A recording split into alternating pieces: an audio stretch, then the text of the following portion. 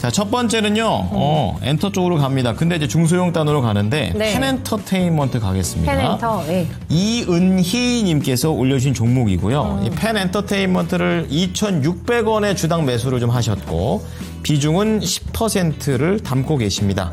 중요한 건 펜엔터가 최근에 한번 이렇게 확 한번 올라왔다가 저거 이제 놓치셨나봐요. 예, 그래가지고, 손절을 해야 되나 고민을 하고 계십니다. 그렇게 많이 빠졌네? 몰랐어요. 그러니까 뭔가 펜엔터 갑자기 저게 왜 저렇게 올랐는지 순간적으로 좀 이유가 좀 갑자기 궁금하고 알았었는데. 수다 아니에요? 그러네. 네.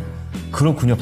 박보검. 백상예술대상에서 이번에 상 못 받아서 얼마나 속상했다고요, 제가. 진짜요? 네. 야. 우리 관식이. 진짜 상을 못 받았다고요. 잘하네요, 진짜. 연예부 기자인 줄 알겠어요. 자, 어쨌든 펜엔터테인먼트 그래도 오늘은 좀 이렇게 반등 주잖아요. 근데 이제 이걸 가지고 지치신 것 같아요. 알아보도록 하겠습니다.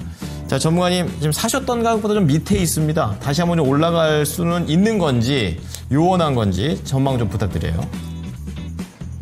네, 우리 앵커님께서 잘 이야기 주셨던 것처럼 펜엔터가 이제 폭삭소가수다라는 넷플릭스에서 한동안 글로벌 1등을 했던 이제 국내 드라마의 메인 제작사입니다.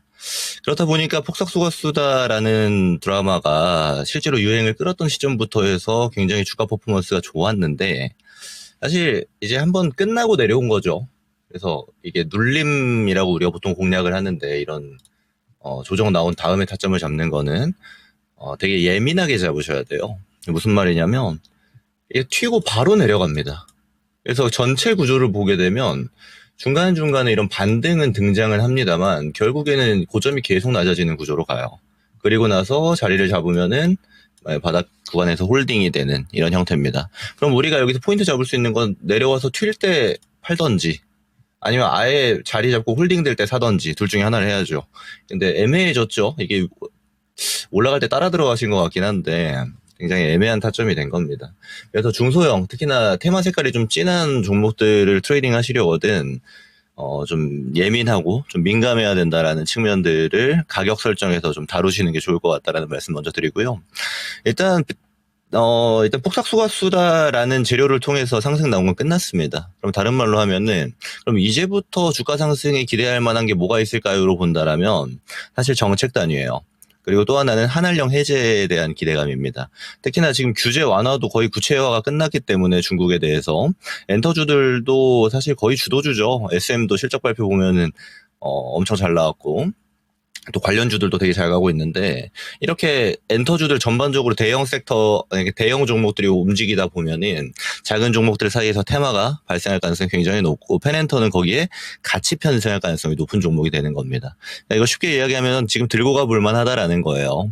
그래서 그리고 한한령에 대한 기대감을 받고 있는 엔터주들의 낙수 효과를 받을 가능성이 첫 번째 높고 또 하나는 지금 정책 단위에서 K컬처에 대해서 양당이 사실상 초당적으로 이야기를 하고 있습니다. 어떻게 지원할 것인지 어떻게 정책화해서 키워나갈 것인지에 대한 이야기도 같이 나오고 있기 때문에 저는 이랬을 때 좀 기다려볼 만한 영역으로 두셔도 되겠다라고 이야기를 드리고 싶고요.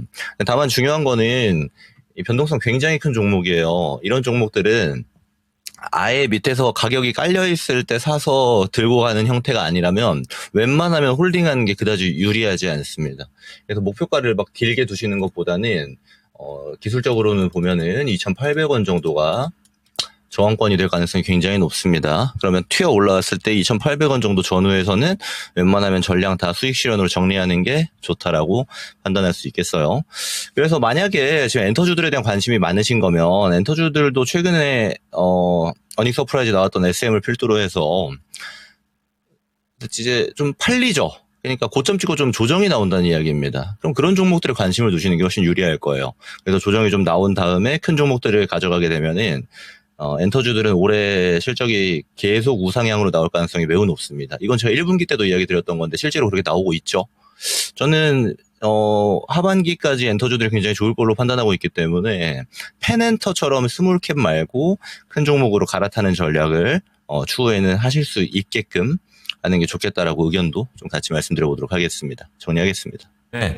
자, 첫 번째 종목 펜엔터테인먼트는 우선은 익절하실 수 있대요. 근데 이제 많은 수익보다는 익절이 가능하다 정도의 수준이고요. 네. 그렇기 때문에 가져가시고 다음에 또 엔터 쪽에 관심이 있으셨을 때는 이거 모닝쇼 때도 나왔지만 또 대형 종목들 많잖아요. 뭐 신고가 나고 있는 거. 그러니까 있어요. 신고가가 또 안 나는 종목이 있어요. 있어요. 네, VOD로 찾아보시면 됩니다. 근데 이제 그것도 얘기는 안 해주고 아이. VOD를 찾아봐야 돼요? 그렇죠. JYP 아이, 이게 얘기해줘 그냥. 예, 어쨌든 네, 그 종목도 네. 있다라는 점을 참고해 보시면 좋겠습니다. 네.